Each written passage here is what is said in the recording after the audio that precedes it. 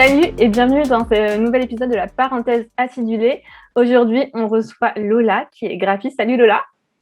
Salut, Avec enchantée toi, d'être ici. ravie de t'avoir avec moi. Aujourd'hui, avec toi, on va parler de communication visuelle. On va parler d'autres choses, mais toujours liées à la communication visuelle. Mais avant de rentrer dans le thème du sujet, est-ce que tu peux nous parler un peu plus de toi et de ce que tu fais?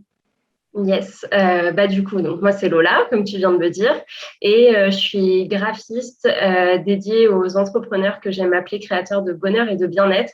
Donc c'est un panel assez large de personnes, mais j'essaie vraiment de me concentrer à aider les personnes qui essayent d'améliorer le monde, d'avoir un impact environnemental plus faible, etc. Donc, c'est aussi bien des thérapeutes, ça peut être aussi des artisans, des marques éco-responsables, des gîtes, pareil, éthiques ou autres. Donc voilà, un panel assez large, mais j'essaie de les accompagner là-dessus sur du coup l'identité visuelle, la création de leur identité visuelle et aussi de supports de communication. Et du coup, je suis spécialisée en communication print. Je fais aussi du digital, mais j'aime beaucoup, beaucoup, beaucoup les supports papier. On va en parler à la fin de tout ce qu'on peut faire avec le print et tout ce qu'on ignore un peu, parce qu'on a laissé un peu la communication imprimée de côté. Mais avant de voir toute cette partie-là, on va commencer avec la communication visuelle. Du coup, lorsqu'on construit sa communication visuelle, la communication visuelle, c'est assez large. Pour toi, qu'est-ce qu'il est important de penser ou quel est l'élément le plus important justement dans cette communication visuelle? Mm.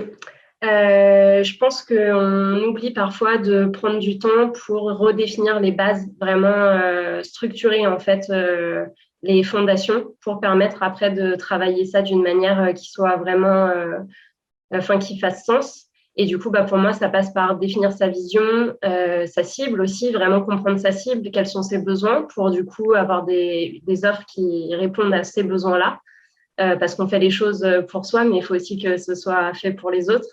Et aussi définir ses valeurs, par quel ton on a envie de communiquer, tout ce genre de choses en fait qui permettent de petit à petit, après quand on va construire sa communication visuelle, donc aussi bien son identité visuelle qu'après ses supports print, digitaux, de vraiment avoir tout au clair et en fait de venir choisir les bonnes choses, les bons éléments pour mettre en lumière en fait ce message qu'on a envie de porter. En fait, finalement, si on résume, quand on pense communication visuelle, on va penser à l'aspect visuel en premier. On va dire, faut que je trouve des couleurs, des Ouais. typographies et toute cette partie-là de création, en oubliant parfois, voire souvent, qu'avant de créer, et comme tu as dit, il faut poser des bases et bien se connaître, bien connaître son entreprise. Sans ça, on va Mm. pas du tout dans la bonne direction. Ouais, moi en fait c'est là-dessus aussi que j'accompagne du coup avec mes clients, tu vois, parce que si je comprends pas ça, toutes les fondations, si pour eux c'est pas clair, moi forcément je peux pas les comprendre et du coup en fait on va pas aller dans la bonne direction et dans 6 mois ça sera plus clair et on aura envie de tout rechanger. Donc du coup l'investissement qui aura été fait, il sera un peu ruiné on va dire et il faudra tout recommencer. Alors que si justement on a vraiment toutes ces bases avec lesquelles on est en accord et où on sait que c'est vers ça qu'on a envie d'aller, forcément, on va choisir des couleurs qui sont en accord avec ça, des typographies aussi. Enfin, en fait, tout l'aspect visuel, il se construit par rapport à ces éléments plus terre à terre, on va dire. Ouais, en fait, qu'on se fasse accompagner ou qu'on crée seul son univers visuel, c'est pas du temps de perdu de poser les bases, de bien réfléchir à plein d'aspects de son entreprise. C'est du temps aussi gagné par la suite et c'est aussi du temps qu'on met à travailler sur son entreprise pour justement ne plus en perdre par la suite et tu le disais, ne pas recommencer tous les 36 du mois parce que finalement ça ne me plaît plus, j'en ai marre, c'est plus ce que je voulais et ah tiens, une nouvelle tendance, j'ai envie d'essayer et Exactement. au niveau des tendances, justement, quand on crée sa communication visuelle, c'est assez compliqué de rester focalisé en fait sur ce qu'on est en train de faire et de pas se disperser en disant tiens j'ai vu ça chez un tel c'est sympa, oh lui c'est sympa ce qu'il fait et cette nouvelle tendance c'est cool et cette typo c'est sympa. Comment enfin on fait finalement aussi pour choisir ces éléments visuels qui vont nous représenter et ne pas avoir tout le temps en fait envie de changer d'idée. Tu disais tout à l'heure pour déjà prendre le temps. Mm. Moi, je travaille beaucoup avec les émotions, ce qu'on a envie de transmettre en tant qu'émotion et ce qu'on a envie que les personnes ressentent. Et en fait, donc au niveau visuel, au niveau des couleurs, des typographies, etc., ça évoque des émotions inconsciemment chez tout le monde. C'est universel. Après, selon les cultures, ça sera différent. Mais en tout cas, voilà, il y a vraiment des liens qui sont faits dans notre inconscient selon même l'orientation des formes ou autre, si c'est un triangle, un rond, enfin, tout ça, en fait, ça vient créer un langage visuel qui aide du coup à amener les gens dans la bonne direction et à leur faire passer notre message. Donc, moi, j'aime bien travailler avec cet aspect-là. Je trouve ça assez intéressant et je trouve que se baser sur l'émotion, si on arrive à transmettre une émotion positive, ben, on a gagné en fait. Parce que s'il n'y a pas d'émotion positive, les gens ils ne se font pas attirer par ce qu'on fait. Du coup, d'où l'intérêt de bien connaître son entreprise et connaître aussi ses Exactement. clients idéaux, ceux qu'on va cibler pour que l'émotion, ce qu'on veut transmettre, aille bien. Finalement, il y a aussi, enfin, dans la communication visuelle, un aspect un peu psychologique de compréhension Ouais. de l'autre pour délivrer Mm. le bon message. C'est ça. Ouais, ouais. Mais après, je pense que c'est aussi bien de garder en tête que ça ne sera jamais figé non plus. Les choses, elles évoluent. On peut être au clair sur là actuellement ce qu'on veut. Bien évidemment, dans un an, ça aura déjà un petit peu changé. Après, c'est pas pour ça qu'il faut tout changer de sa communication visuelle si justement les bases ont été quand même bien réfléchies en amont. Donc, il y aura toujours une base commune. Après, il y aura des petites évolutions à faire et à modeler comme ça avec le temps et c'est normal. Du coup, c'est intéressant ce que tu dis parce qu'on a souvent, enfin, l'habitude en tout cas d'entendre, voilà, faut avoir la même communication ou autre. Mais c'est vrai que notre communication, elle peut changer par de légers détails. En fait, on a la même Mm. base comme tu le disais, mais juste par de petits détails, des éléments qui viennent se rajouter. Des fois, c'est un léger changement de couleur parce qu'on garde le même univers, mais on va jouer sur vraiment 2-3 subtilités qui vont appuyer encore plus notre message et du coup, on a l'impression parfois qu'il faut tout recommencer de A à Z, alors que Mm. finalement, quand on y pense et quand on s'y met, pas du tout. On peut reprendre ce qu'on a fait et on va voir qu'il y a juste de légers changements, mais C'est ça. il y a pas besoin de tout recommencer à chaque fois de 0. Oui, c'est l'objectif, ouais, ouais. C'est des légers liftings, en fait, Ouais, en gros. faut que du coup que enfin, la communication visuelle, celle qu'on crée, elle puisse évoluer dans le temps au fil, des ans, des mois, selon Mmh. ce qu'on y amène. Et ça, C'est ça. c'est comme tu l'as dit, c'est important de noter que c'est pas grave que ça évolue. C'est Mmh. naturel. Ouais, ouais, ouais, et je pense que du coup, c'est le piège, ça peut être de se dire oui, mais du coup, j'ai pas forcément tout bien défini parce qu'au début, c'est difficile de poser vraiment des bases très claires et les choses, elles évoluent très rapidement, je trouve, quand on démarre son activité, par exemple. Et du coup, on peut se dire, bah, du coup, je reste avec des choses bidouillées qui sont pas terribles, ça me convient pas.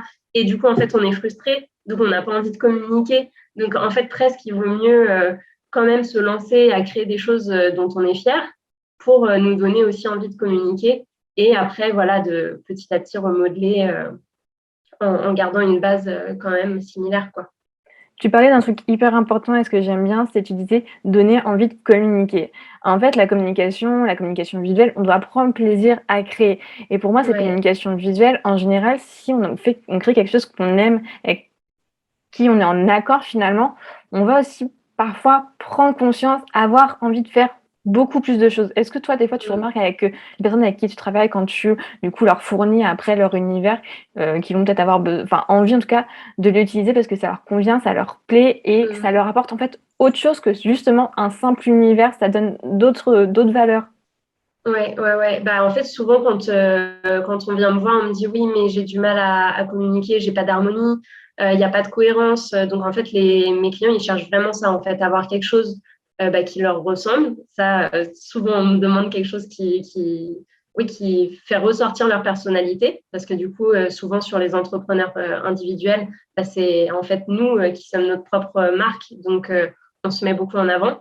Donc, forcément, on a envie que que nos traits de personnalité, pardon, ils ressortent.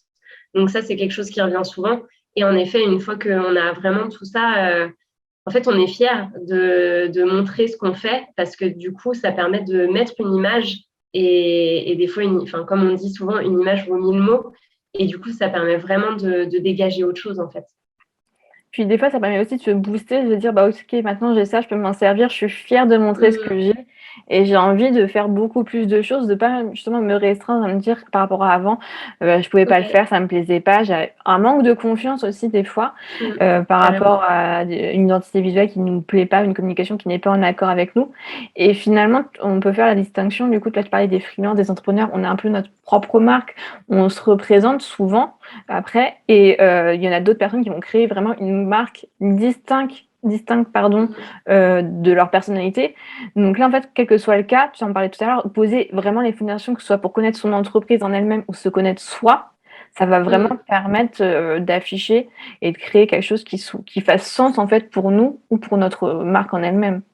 C'est ça. Et puis, je pense que même quand on a une marque distincte, par exemple, si on vend des produits et que du coup on a une entité à part, c'est quand même nous qui la créons. Donc, il y a quand même un bout de nous dans ça. Et de toute façon, peu importe qu'on communique pour soi ou pour son activité distincte, on a envie que ce soit joli. On a envie de transmettre du beau, en fait. On est dans un monde qui est ultra visuel. Tout est visuel. Donc, forcément, si on n'a pas quelque chose qui nous plaît, on n'a pas envie de l'utiliser et du coup, bah, on ne montre pas ce qu'on fait ou nos produits. Et bah, du coup, bah, ça fonctionne pas, quoi. Et puis tu disais, on est dans un monde très visuel, en fait, on est aussi entouré d'images, de contenus, que Mm, ce soit sur les réseaux sociaux, dans les rues avec les publicités qui sont partout. Faut mm, capter le regard, l'attention des personnes et ça se joue en un rien de temps et du coup, la c'est ça. communication visuelle, ça participe, en fait, à capter l'attention, des personnes, des utilisateurs sur les réseaux ou autres et c'est un Mm, élément vraiment, important, même si on prend, par exemple, la plus accès digital, que ce soit Instagram ou ton site internet. mm. Si tu captes pas l'attention, ou si tu rends pas une image professionnelle avec, ton site, les personnes peuvent facilement dire: «Bah, OK, non, ça me convient pas, je pars». Ouais, c'est ça. Donc c'est Ouais, un ouais. double enjeu. Exactement. Ouais, ouais. Pour toi, ça signifie quoi, en fait, enfin, plus globalement, de créer une communication visuelle, en fait, qui ait un sens pour soi et qui soit alignée avec nous? Si on parle vraiment plus des entrepreneurs, peut-être qui se représentent en tant que marque. Ouais. Bah, pour moi, en fait, c'est vraiment réussir à avoir une communication dans laquelle on peut montrer toutes ses facettes et du coup, où on est authentique, en fait, où on partage avec plaisir, où on a envie de transmettre et du coup, de transmettre des choses qui nous sont chères, mais qui, du coup, font aussi écho chez les autres, tu vois. Et je pense que quand on arrive à faire ça, bah déjà, enfin, c'est beaucoup plus fluide. L'idée, c'est d'avoir une communication qui est fluide pour le faire avec plaisir et puis bah, aussi que ça se ressente, quoi, tout simplement que c'est transmis avec le cœur. Et du coup, pour moi, c'est vraiment ça, une communication alignée et qui fasse sens, c'est réussir à tendre vers ça, ce qui n'est pas toujours évident. On se compare beaucoup aux autres, surtout avec les réseaux. Mais essayer au maximum d'aller vers ça, c'est important, je pense. Ouais et du coup, tu disais, on se compare beaucoup sur les réseaux. Moi, ce que je trouve intéressant quand on commence en tout cas à créer parce que, du coup, j'ai la double casquette un peu graphiste et web designer. Ce qui est intéressant, c'est Mm. d'aller voir dans d'autres secteurs. OK, on peut aller voir Ouais, quelques concurrents, mais ce qui est vraiment intéressant, c'est d'aller voir et explorer dans différents horizons. Comme ça, on n'est pas tenté d'être influencé par telle personne a fait ça, OK, son contenu, il est bien, moi j'aime bien ci et mm. de tenter de faire la même chose que les autres finalement. C'est ça aussi qui peut être compliqué, d'être trop influencé par ce qu'on voit ou par nos concurrents. Ouais, carrément. Ouais, ouais. Moi, des fois, je me désabonne, hein. C'est parce qu'en plus, enfin, des fois, on a l'impression que ce qu'on voit chez les autres, donc chez nos concurrents principalement, ça fonctionne. Mais encore une fois, est-ce que ça fonctionne? On n'en sait rien. Enfin, en général, on a du mal à vraiment se rendre compte. C'est vraiment un point de vue très personnel. Et du coup, on va avoir tendance à copier sur une stratégie où ça se trouve, les objectifs, c'est pas les mêmes que les nôtres. On n'a pas forcément la même cible, enfin, on n'a pas envie de transmettre les mêmes choses, on n'a pas le même point de vue sur notre métier. Enfin, du coup, en fait, on va copier et en fait, ça retire justement tout cet alignement qu'on peut avoir, bah, il s'efface parce que du coup, on n'est plus soi-même, on est juste une copie de quelqu'un d'autre, quoi.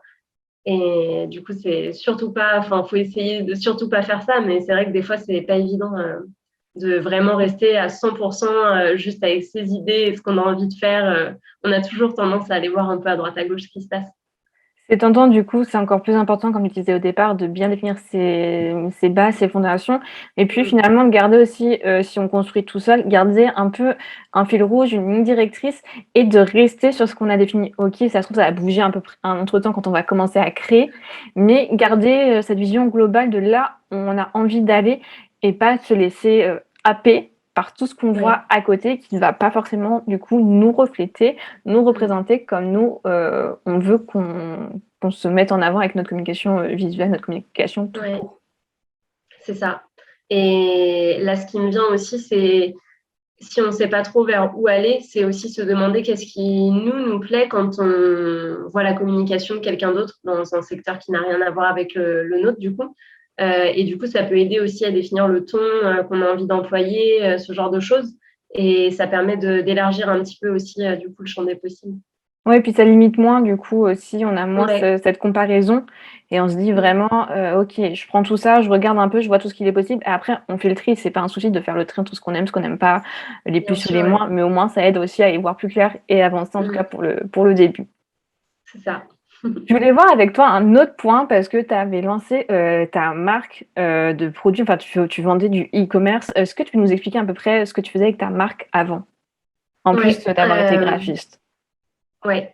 Bah, en fait, oui, j'étais graphiste de base et après, du coup, quand j'ai quitté le salariat, j'ai lancé une ligne de vêtements en coton bio sur lesquels on retrouvait mes graphismes. Donc, moi, en fait, ce que j'avais vraiment envie au départ, c'était de m'éclater en faisant mes dessins et de pouvoir transmettre justement des émotions qui me sont si chères au travers de vêtements. Et en fait, quand j'étais en études, déjà, je déclinais à peu près tous mes projets sur des t-shirts, des tote bags. Dès que j'avais le choix en fait des supports, j'aimais bien décliner là-dessus parce que pour moi, c'est vraiment transmettre une part de sa personnalité par rapport à ce qu'on porte en fait. Et donc voilà, donc du coup, j'ai lancé ça. Donc je faisais voilà, t-shirts, sweats, etc. avec mes graphismes. Et voilà, du coup, vendre sur les marchés et site e-commerce, ouais. Alors Donc je ne sais pas si après tu ouais. avais d'autres aspects que tu veux creuser, mais je te Non, laisse parce me que je fais guider. l'introduction en fait avec ça parce que en fait, je voulais parler avec toi, tu disais au départ, tout ce qui est support print, c'est-à-dire les supports imprimés. Aujourd'hui, on en utilise beaucoup moins, on se concentre beaucoup sur le digital, mais toi, tu es quand même spécialisée sur le print. Et justement, je trouve qu'il y a un aspect qui est hyper intéressant. Aujourd'hui, c'est beaucoup moins utilisé les supports print imprimés, mais dans le e-commerce et même dans d'autres secteurs, je trouve qu'il y a encore tellement de choses à faire. Toi, est-ce que tu as utilisé justement dans ta collection avec ta marque certains supports imprimés au quotidien ou dans tes colis à ce niveau-là? Oui, alors déjà par rapport à mes colis, j'aimais bien faire aussi des petites surprises. Donc par exemple, j'avais des stickers avec des messages positifs. J'ai vraiment essayé de développer quelque chose autour de la positivité, etc. Donc j'essayais d'en rajouter dans les colis. Donc il y avait ça, ouais, des petits stickers, c'était un petit cadeau. Après, je mettais aussi sur chaque t-shirt, il y avait une étiquette pour expliquer un petit peu la démarche et aussi du coup des labels par rapport au coton biologique, à la fabrication éthique, etc. Enfin voilà, j'expliquais un petit peu. Et du coup, comme des fois, c'était aussi des cadeaux ou autres, je mettais un flyer pour permettre de retrouver les informations liées à la marque, etc. Donc ça, c'était par rapport au colis principalement. Et après, quand je faisais des marchés de créateurs ou autres, j'avais besoin de petites cartes avec, pareil, le site, les réseaux sociaux, là encore des flyers. Enfin, en fait, j'avais besoin, selon là où j'étais, d'avoir des choses à donner en fait aux gens qui étaient intéressés, mais qui n'achetaient pas forcément dans les médias. Après, enfin moi, c'est mon point de vue perso, j'adore recevoir des petits colis où des fois c'est simple, mais comme tu disais, un petit sticker, une petite carte avec un petit mot du fondateur qui est signé, une carte de visite, je trouve ça tellement cool. En fait, on a envie d'aller racheter tes produits chez cette personne-là. On va pouvoir donner, comme je disais, des flyers à d'autres personnes si on offre un colis, enfin le cadeau ou autre. Et finalement, le print est sous-estimé. On l'utilise beaucoup moins. Est-ce que toi, tu aurais d'autres exemples? Là, on a parlé un peu plus du e-commerce qui est possible de faire avec quand on fait des colis ou des marchés. Est-ce que tu aurais d'autres exemples de ce qu'on peut faire à partir d'imprimer, peu importe finalement son entreprise ou sa marque? Mais plein de choses. Si tu peux nous donner quelques-uns, qu'on ait deux, trois idées pour plus tard. En fait, je pense que ça dépend aussi des objectifs qu'on a. Mais en fait, le papier revient quand même un petit peu parce que justement, il a de nombreux avantages et je trouve que par rapport à Internet, on est pollué presque. Des fois, il y a trop d'informations. Moi, je sais que ça m'arrive d'ouvrir des articles. En fait, j'ai trop d'onglets ouverts. À un moment, le soir, je ferme tout et je me dis, bon, tant pis. Et du coup, en fait, ça passe à la trappe. Alors que les supports imprimés, bah, mine de rien, c'est quelque chose de physique qu'on a entre les mains, donc c'est palpable. Et si c'est bien fait, on a envie de le garder. Et du coup, bah, par exemple, si on a envie de travailler en local, d'avoir des cartes de visite pour se rendre à des événements ou ce genre de choses, bah, c'est super important pour échanger les coordonnées. Des brochures aussi, ça peut être des brochures ou des flyers pour expliquer ses services. On peut aller les donner à des personnes très ciblées. Donc moi, je ne recommande pas d'imprimer des centaines et des centaines d'exemplaires parce que souvent, ça finit à la poubelle d'expérience. C'est vraiment gâché. Et parce que justement, les choses évoluent parfois un peu vite, on a envie d'apporter des modifications sur ces supports, etc. Mais du coup, voilà, imprimer des petites quantités et d'aller les distribuer aux bonnes personnes, ça peut quand même faire son effet. Après, je pense aussi, par exemple, si en local, on a envie d'animer des ateliers, que ce soit pour vendre des produits, mais encore mettre en avant ses services, bah, ça peut être de mettre des affiches dans les points de contact aux alentours. Souvent, les boulangeries, c'est des choses qui paraissent banales, mais en fait, on oublie de le faire et pourtant, ça peut avoir son impact, quoi. Et ça peut être voilà, d'aller dans des espaces de coworking, distribuer aussi ces supports ou autres. Donc, on peut faire encore pas mal de choses. Et après aussi, je trouve que l'avantage des supports imprimés, c'est que ça véhicule aussi beaucoup de ce qu'on a envie de transmettre. Par exemple, ça ne sera pas pareil si on a un papier recyclé entre les mains ou si on a un papier très luxueux ou autre. On peut rajouter des odeurs. Enfin, en fait, ça vient activer des sens, ce qu'on n'a pas en digital.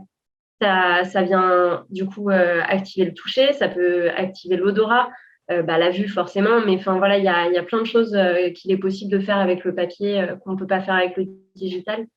Et moi j'adore. Ouais, et puis ça reste, Pour enfin, conclure.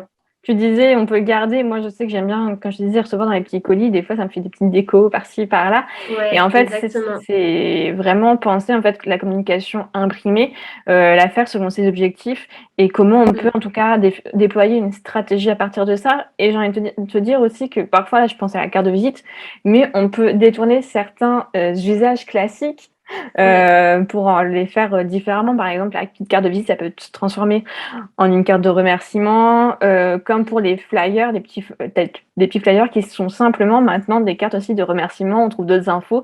C'est du joli, du beau Ouais. qu'on a envie de garder. Et quand on vend, on se dit ah bah tiens c'était sympa. J'ai peut-être envie de Mm. refaire une commande ou là c'est plus axé du coup vente, mais en Mm. fonction des stratégies et comment on veut se développer, même en termes de local, ça peut être hyper intéressant de voir ce qui est possible de faire, mais toujours faire en petite quantité pour éviter de gâcher Ouais. derrière. Bah, moi, c'est un vrai conseil parce que j'ai eu tendance des fois à un peu trop imprimer en me disant oui, je vais avoir plein de marchés. Et puis, bah, Covid arrivé, plus de marchés. Enfin, tu vois, du coup, les choses évoluent pendant ce temps-là. Donc, oui, on peut avoir tendance à trop imprimer et après, c'est jeté. Et même mes clients, ça leur arrive souvent de me dire ah, bah oui, mais en fait, j'en ai trop imprimé. Maintenant, il faut faire ça comme modif. Ouais, c'est ça. Il Donc, faut prendre en compte aussi que les choses, comme tu disais tout à l'heure, ça évolue. Donc, il faut toujours prendre mm, en compte que les choses ne sont pas figées, que ça peut évoluer et que c'est dommage d'avoir encore 500 flyers distribués alors que maintenant, on s'est rendu compte qu'il y avait d'autres informations ajoutées qui étaient plus pertinentes, mm, d'autres à changer et qu'en fait, on va devoir réimprimer et que les 500 flyers, bah, ils sont peut-être pas obsolètes. On pourrait encore les publier, mais bon, ce serait pas mm. pareil.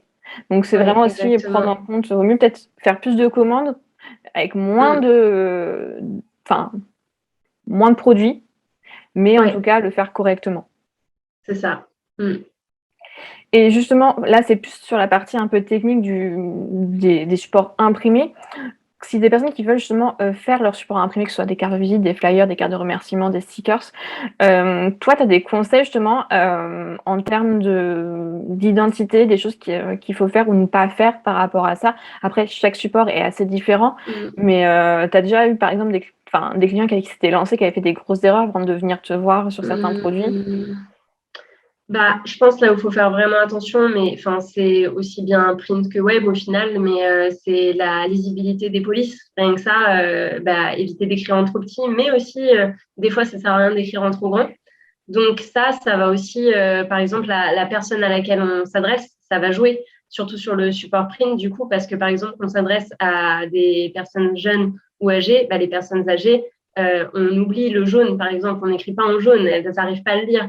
où il faut un caractère plus grand, tu vois. Donc, il y a des petites choses comme ça sur lesquelles c'est bien de porter son attention. Il faut pas avoir peur de laisser du blanc, il faut que ça respire, il faut qu'il y ait voilà, de l'espace autour des textes, que ce soit pas trop collé sur les bords, etc. Donc voilà, faire attention aux marges, à la lisibilité. Ça, c'est déjà les deux choses qui peuvent revenir souvent en erreur, alors que c'est ça qui va faire aussi grandement sur après le fait que le document sera gardé et lu par les personnes qui l'ont entre les mains. Et puis finalement, avant de se lancer et d'aller chez un imprimeur ou de commander en ligne, enfin, c'est assez bête, mais de tester et d'imprimer à taille réelle, ça aide Chez à voir si soi, on a fait ouais. des erreurs ou pas. Ouais, ouais. Moi, je le fais encore, hein. Dès que je travaille avec des clients, j'aime bien faire des impressions pour me rendre compte justement de tout ça, quoi, des petits détails. C'est important. Oui, puis il faut se rendre compte, en fait, enfin, c'est important de le dire, c'est quand ce qu'on voit sur notre ordinateur et ce qu'on voit qui va être imprimé, parce que sur notre ordinateur, on peut avoir tendance à grossir ou autre, mais Mm, si on ne fait pas en réel à la bonne taille, des fois, il y a des choses dont on ne va pas se rendre compt. Il faut aussi se dire que des fois, entre les couleurs qu'on a sur notre ordinateur et les couleurs qui sortent imprimées, il y a une différence, c'est normal. ouais. Et après, enfin, je pense que enfin, ça dépend des personnes, mais il y a un point qui est important. On parle de support à imprimer, je voulais parler des imprimeurs. Parce que des fois, on se dit, non, mais les imprimeurs, ça va être beaucoup plus cher, notamment pour les cartes de visite et autres. Et finalement, on peut vite se rendre compte que les tarifs sont parfois pas forcément beaucoup plus chers qu'une boutique en ligne qui va imprimer les cartes de visite. Je sais pas, tu Mm, vois, si où tu conseilles à tes clients d'imprimer, mais des fois, d'aller voir un imprimeur, on peut se retrouver avec des conseils, des mm, super conseils, des personnes qui vont nous aider. ouais.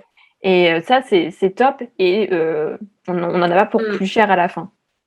Bah, des fois, c'est un peu plus cher, mais de meilleure qualité, donc ça vaut le Ouais, coup, en fait, aussi. surtout. C'est parce que c'est sûr que, bon, bah voilà, Vistaprint, etc., c'est des alternatives qui aident grandement quand on a envie d'un truc rapide, pas cher. Mais l'avantage d'un imprimeur local, bah, on peut aller regarder le papier, faire des tests d'impression. Il va nous sortir vraiment une première épreuve, en fait, pour se rendre compte du résultat, voir s'il y a des choses à changer, justement, si la lisibilité, elle est OK, les couleurs, elles sont OK. Enfin, du coup, c'est un service qui est beaucoup plus personnalisé que les plateformes en ligne. Et en plus, ça fait travailler des gens en local, donc c'est Ouais. tout bénef. Mais oui, oui, je trouve que ça a beaucoup plus. Enfin, le résultat est plus qualitatif en allant travailler avec quelqu'un à côté de chez soi qui peut nous donner des conseils. Ouais, c'est vrai que moi, ce que je retiens, ouais, c'est vraiment le conseil. Des fois, quand je regarde certains prix, OK, Mm, chez les grandes enseignes sur internet, les prix, du coup, vont réduire plus on en prend. Mais comme tu disais tout à l'heure, on va peut-être pas tout donner, donc ça sert pas à grand chose. Et finalement, quand on reprend peut-être, ça. je prends l'exemple de carte de visite, mais entre 100 cartes de visite chez l'imprimeur et 200 cartes chez l'imprimeur, des fois, le prix, peut-être 5 € de plus parce Mm, que, bah, une fois que c'est fait, enfin, selon où on mm, va. Et peut-être que sur le site en ligne, il va y avoir un peu moins, mais on va faire une boulette et du coup, on va devoir repasser toute la commande. Alors qu'avec l'imprimeur, finalement, on aurait pu bénéficier de ces conseils. Il aurait pu nous dire, bah, là, ça va être trop mm. petit, ça va pas se voir.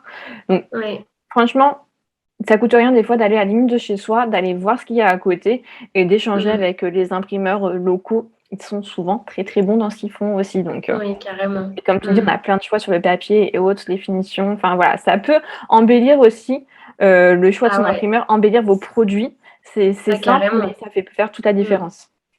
Bah oui, oui, parce que la finition, ça fait tout aussi sur l'esthétique, hein. C'est encore une fois, bon, alors par exemple, papier recyclé, ça c'est un univers où on a envie de rester sur quelque chose de très naturel. Donc en général, il y a des finitions, enfin, il y a pas, il y a peu de finitions.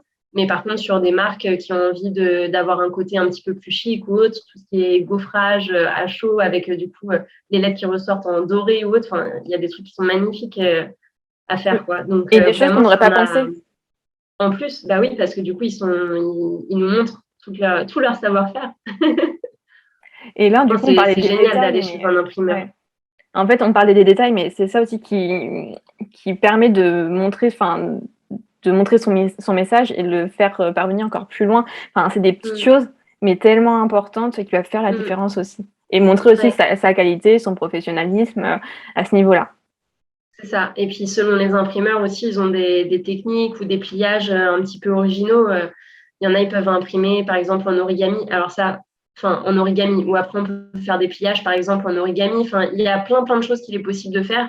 Et ça, par contre, bah, c'est bien de le définir presque en amont avec un imprimeur. Et après, de travailler la création soit soi-même avec un gabarit que l'imprimeur nous donne, soit avec un graphiste ou autre. Mais du coup, c'est vrai que ça permet en fait de donner d'autres idées et ouais, d'avoir des choses vraiment très, très originales. Et c'est en ça que le papier, c'est vraiment chouette aussi. Donc c'est intéressant ce que tu dis, du coup, on peut aller voir son imprimeur à la fin avant d'imprimer et qui nous imprime du coup tous nos produits, ou alors vraiment aller le voir en amont du projet et lui, avec tout son savoir-faire, peut-être qu'il va nous donner d'autres idées dont on n'aurait pas pensé au départ. Donc c'est pas mal d'avoir les deux options. Ouais, ouais, ouais. On arrive du coup à la fin de cette petite parenthèse entre nous. Pour finir, est-ce que justement, si on en vient plus à la communication visuelle, toi, tu aurais vraiment un conseil à donner à quelqu'un pour s'y mettre, enfin justement pour qu'il trouve cet alignement avec ce qu'il veut faire, ce qu'il veut montrer? Ouais. Ben, je pense que c'est vraiment aller au cœur de soi, en fait, vraiment se reconnecter à pourquoi on fait ce qu'on fait. Et vraiment qu'est-ce qu'on a envie de transmettre à travers notre métier. Et je pense que du coup, quand on a vraiment trouvé ça, ça aide après à avancer sur le reste. Si on est vraiment, tu parlais de communication alignée, bah voilà, si on a vraiment notre alignement sur tout ça, je pense qu'après tout est beaucoup plus fluide. Donc ouais, je pense qu'avant de foncer tête baissée à se dire il faut que je communique, mais je sais pas du tout ce que je vais faire, mais c'est pas grave. Et en fait, de faire des choses qui nous correspondent pas du tout, on n'y arrive pas, on perd du temps. Voilà, c'est vraiment faire les choses avec le cœur et aussi se demander bah, là où on prend du plaisir, là où c'est facile pour nous. Par exemple, quand on a envie de communiquer, est-ce que c'est plus facile par écrit, par audio, par vidéo? Enfin, il y a plein de choses possibles à faire. Donc, vraiment essayer de mettre l'accent sur nous, ce qui nous fait vibrer et là où on est bon pour transmettre les messages.